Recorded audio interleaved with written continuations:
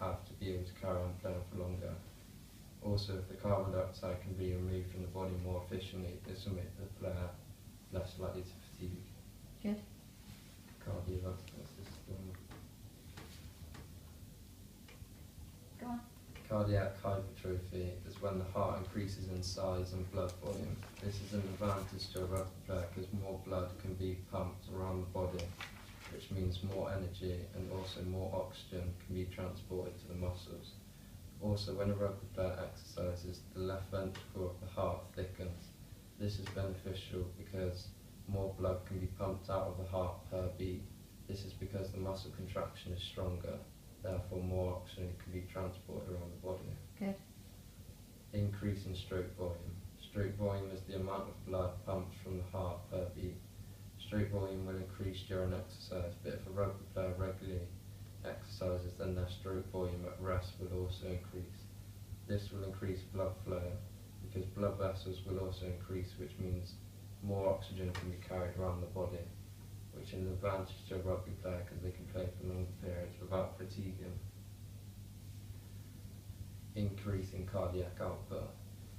Cardiac output is how much blood is pumped out of the heart in 1 minute.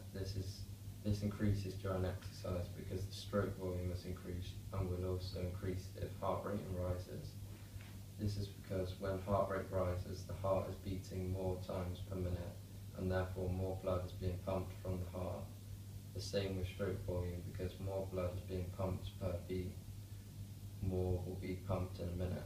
This is beneficial to a rugby player because as stroke volume increases and heart rate increases, cardiac output increases. This means more oxygen can be carried to the working muscles, allowing the player to exercise for longer. Decrease in resting heart rate. Resting heart rate is how many times your heart beats per minute when you're resting.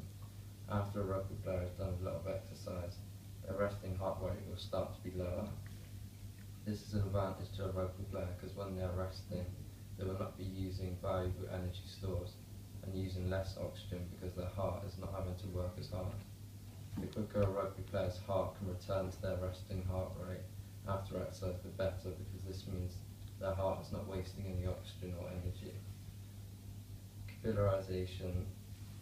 Capillaries provide the working muscles with oxygen and take away the carbon dioxide produced when exercising.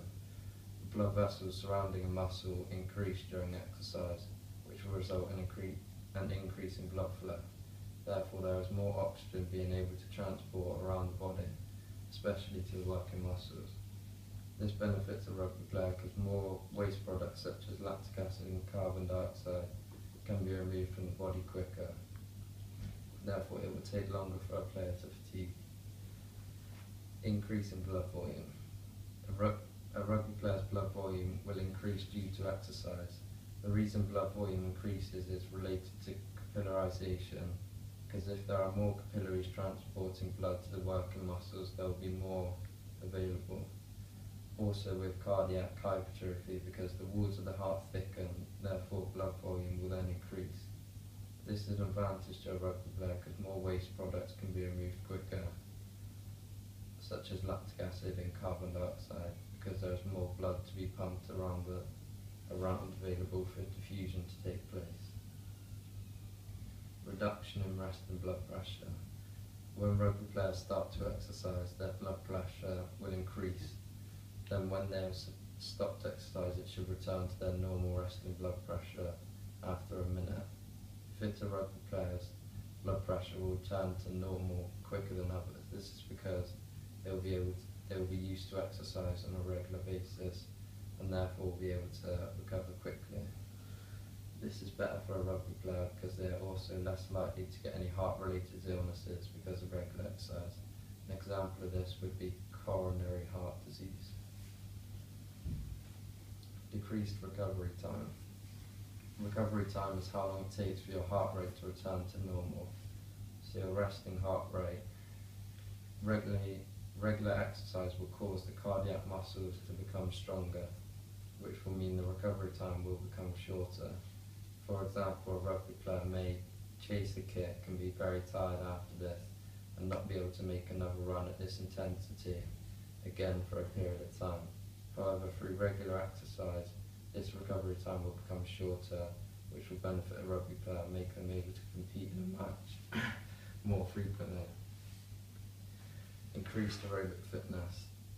Aerobic fitness is aerobic exercise, which is where a rugby player uses oxygen as an energy source. A rugby player's aerobic fitness will increase with regular training in the long term because their heart and lungs will become more efficient at using oxygen. This relates to recovery time because as your aerobic fitness increases, recovery time will decrease because a rugby player is able to work for longer periods of time. VO2 max is a way of measuring a player's aerobic endurance and is carried out in a sports performance lab where the player has to give an all-out effort on a bike or a treadmill, and the amount of oxygen they utilise is measured. That's done. Excellent. Okay, you gave some really good examples of how to relate these different increases or decreases in whatever system to rugby, which is brilliant. Yeah. But can you describe to me maybe a typical training session that you would use on a regular basis as a rugby coach to help your performers become fitter? So to test their cardiovascular endurance and to test their aerobic endurance. You mentioned strength training for muscles or for the skeletal system. That's brilliant. Yeah. Give me something else for these systems. What, for like the aerobic endurance? Yeah. So to test aerobic endurance, a rugby player could do like a long run or something. I Yeah. don't really know, to be honest. You do know. Okay, so a long run, some continuous activity. Okay. How else could they test it? Or how else could they train this system?